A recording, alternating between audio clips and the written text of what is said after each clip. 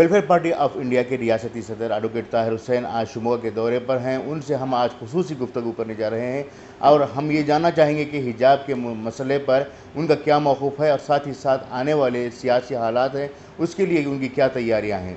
Sir, इस वक्त जो हिजाब का मामला है इसके ऊपर WPI का क्या मौक़िफ़ है? किस तरह से हिजाब के मामले पर WPI स्ट्रगल कर रही है, किस तरह से डिपेंड कर रही है?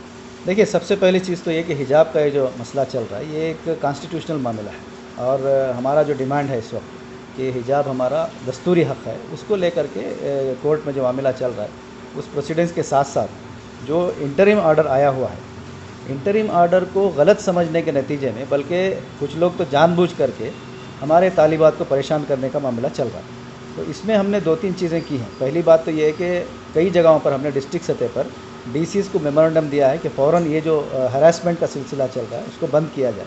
अभी कल ही हमने एजुकेशन मिनिस्टर को और अंडर सेक्रेटरी को हमने लेटर लिखा है कि सही तौर पर आप सर्कुलर जारी करें। जो इंटरिम ऑर्डर के अंदर जिस तरह ये साफ़ कहा गया है कि ये CDC जो कॉलेजेस हैं और गवर्नमेंट कॉलेजेस, PU कॉलेजेस, ये सिर्फ उनके लिए अप्लाई होता है। इसमें डिग्री कॉलेज भी नहीं आते, इसमें हाई स्कूल भी नहीं आते, इसमें असातिज़ा का तो कहीं दूर तक भी जिक्र नहीं। तो जो स्कूल्स, जो मैनेजमेंट और जो पुलिस अहलकार बच्चों को इस गलत फ़ैसले के बुनियाद पर जो है परेशान करने की कोशिश कर रहे हैं, उन पर कार्रवाई करने के लिए हम कई जगह पर कंप्लेंट्स भी बुक करने का काम कर रहे हैं। तो ये एक तरह से कोर्ट का फ़ैसला आने से पहले ही जो धांधलियाँ ये लोग कर सकते थे वो करने की पूरी कोशिश कर रहे हैं। तो हम हर जगह इस बात की कोशिश कर रहे हैं कि इसको रोका जा सके। इस वक्त जो है बहुत सालों से जो है स्कूलों में हिजाब पहनकर बच्चियाँ आ रही हैं। अचानक हिजाब का मामला उभरने का मकसद क्या है? आखिर क्या वजह है कि हिजाब के मसले को लेकर जो है रियासत में पूरी तरह जो है अफरा तफरी का माहौल पैदा किया गया? ये तो वाज़ेह तौर पर नज़र आ रहा है कि एक बिल्कुल साजिश है, क्योंकि एक जो मसला शुरू हुआ था उड़पी के अंदर, ये कुछ बच्चियों के दरमियान और मैनेजमेंट के दरमियान था।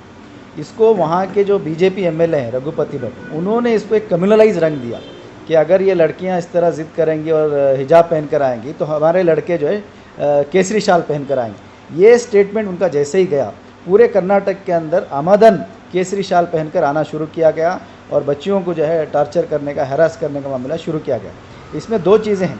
एक तो ये कि कर्नाटक गवर्नमेंट जो है असेंबली इलेक्शन जो आने वाले हैं उसके लिए एक कम्युनल और पोलराइज एजेंडा तैयार करना चाह रही है। दूसरी तरफ इसी वक्त उत्तर प्रदेश के अंदर इलेक्शन हो रहे हैं, तो वहाँ से ध्यान हटाने के लिए, क्योंकि उत्तर प्रदेश के अंदर वाज़ेह तौर पर यह मालूम हो रहा था कि BJP इस वक्त पिछड़ने वाली है, तो वहाँ ये पोलराइज हो करके वहाँ उस फ़ायदा उठाने के लिए भी इस मसले को पूरी रियासत भर में फैलाया गया।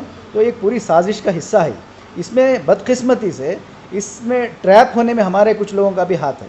जो ये जो मसला जहाँ लोकल तौर पे हल हो सकता था वो अब आज पूरी रियासत में फैल करके पूरी रियासत की बच्चियों को इससे मसला पैदा हो रहा है। हिजाब का मसला शुरू होकर तकरीबन 55 दिन हो चुके हैं। 55 दिनों के बाद रियासत की जो नुमाइंदा तंजीमें हैं वो जो है एक प्रेस कॉन्फ्रेंस के ज़रिए मजम्मत कर रहे हैं। क्या इसे आप अच्छी बात मानते हैं कि इतनी ताख़ीर के बाद जो है इन्होंने रिएक्शन दिया है?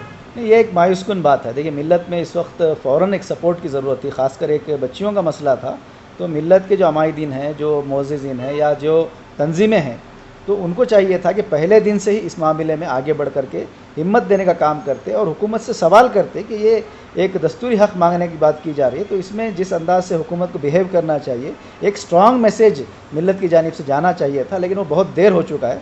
ये देर होने की वजह से जो है समाज के अंदर, मिल्लत के अंदर एक कन्फ्यूजन्स का माहौल क्रिएट हो गया है और कहीं एक तरफ पस्त हिम्मती है तो कहीं एक तरफ जोश का मुजाहरा करके अपने आप को नुकसान पहुंचाने की चीज़ें भी हो रही हैं। तो बहरहाल देर हुआ है, लेकिन कम से कम आइंदा तो है जो है इसको सही अंदाज में इसको लेके जाना चाहिए। हिजाब शरीयत का एक हिस्सा है और शरई मामलात को कंट्रोल करने की जो बॉडी है हिंदुस्तान के अंदर वो all India Muslim personal law board है। उन्होंने एक ख़त जो है उन्होंने भी 55 दिन के बाद एक ख़त जारी करते हुए कहा है कि हम इस बात को जो है डायलॉग्स के ज़रिए से हल करने की कोशिश करेंगे। जबकि इससे पहले बाबरी मस्जिद का मामला रहा, लौ जहाद का मामला रहा, गौकशी का मामला रहा, इन तमाम मुद्दों पर जो है ना कभी डायलॉग्स हुए ना ही कभी आपसी बाहमी तालमेल के ज़रिए से बातचीत की पहल की गई। आखिर हिजाब के मामले में किस बुनियाद पर इन्होंने इस बात को कहा कि हम लोग डायलॉग्स के ज़रिए से इसको हल करने की कोशिश करेंगे? देखिए, कर्नाटक में तो मुस्लिम पर्सनल बोर्ड का रोल जो है शुरू दिन से तो नहीं रहा है इसमें। अभी कुछ दिनों से जो है जब इसको महसूस हो रहा है कि ये मामला हद से निकलता जा रहा है, तो अब इसमें मुस्लिम पर्सनल बोर्ड ने अपना इरादा ज़ाहिर किया है।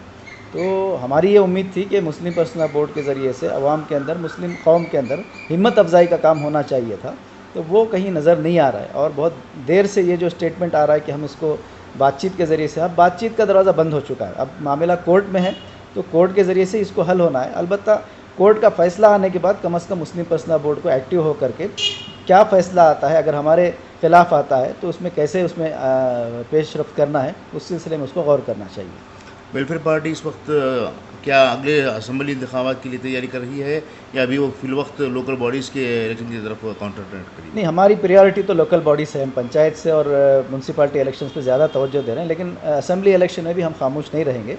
हमारे कुछ जगहों पर जो है निशानदेही की गई असेंबली में, तो उन असेंबली हल्कों में हम कंटेस्ट करेंगे। उसके लिए अभी से हमने शुरुआत कर दी है। अभी हमारे तकरीबन 9 पॉलिटिकल पार्टियों के साथ एक अलायंस बनाने की कोशिश जारी है। उसकी पहली मीटिंग बेंगलोर के अंदर हुई है, अभी कल परसों उसकी दूसरी मीटिंग भी होने जा रही। तो हमारी ये कोशिश है कि एक अल्टरनेट प्लेटफॉर्म तैयार किया जाए, उसके ज़रिए से चंद सीटों पर हम इलेक्शन लड़ने की कोशिश करेंगे। यूपी इलेक्शन में रिप्रेजेंटेशन किस तरह से हो रहा है आपको?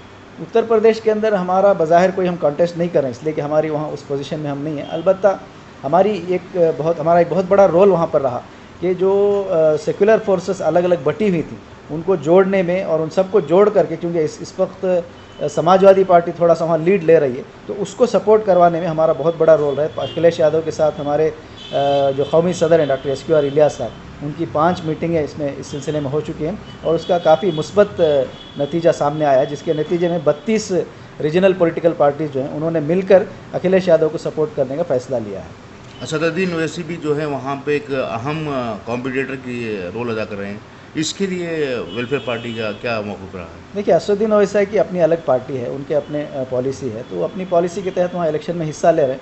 अलबत्ता हमारी ये ख्वाहिश थी और है भी कि वो एक अलायंस का हिस्सा अगर बन करके सामने आते तो जो सेक्युलर वोट्स हैं उनको और मजबूती आती, लेकिन वहाँ एक अपने इंडिपेंडेंट तौर पर वो कंटेस्ट कर रहे हैं। इससे कितना फ़ायदा होगा, कितना नुकसान होगा, आने वाले दिन में हमको मालूम होगा।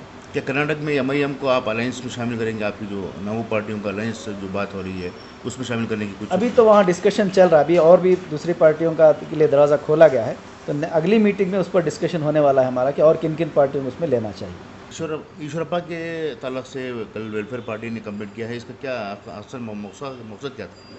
देखिए, ईश्वरप्पा जो कि एक सीनियर मिनिस्टर है बीजेपी गवर्नमेंट के अंदर, एक गैर दस्तूरी बयान उन्होंने दिया है। उसमें उन्होंने कहा कि हम लाल किले पर भी जो है भगवा झंडा लहराएंगे। तो इसको लेकर के हमने टुमकुर के अंदर हमारे रियासती सेक्रेटरी ताजुद्दीन, उन्होंने जो है वहाँ SP के को एक कंप्लेंट दर्ज किया है और हम इसको आगे कोर्ट के ज़रिए से फिर इसको आगे तक लेकर जाएंगे। हमारा मुतालबा यह है कि उनको फ़ौरन जो है कैबिनेट से उनको वज़ा किया जाए और उनके हर तरह के जो ओहदे हैं उससे बरतरफ़ किया जाए और उन पर जो है सेडिशन का केस लगना चाहिए, क्योंकि ये एक कौम के ख़िलाफ़, मुल्क के ख़िलाफ़ गद्दारी का मामला आता है, क्योंकि मुल्क के झंडे की जो है अपनी अहमियत है, तो इन्होंने उसके ख़िलाफ़ उसकी मज़म्मत और उसकी जो है तौहीन की है।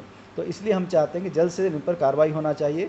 हम और भी डिस्ट्रिक्टों के ज़रिए से और भी मज़ीद इनके ख़िलाफ़ कंप्लेंट फ़ाइल करेंगे। ये थे एडवोकेट ताहिर हुसैन, जिनसे हमने खुसूसी बात की। कैमरा पर्सन इरशाद के साथ मुदस्सिर अहमद, शुमोगा।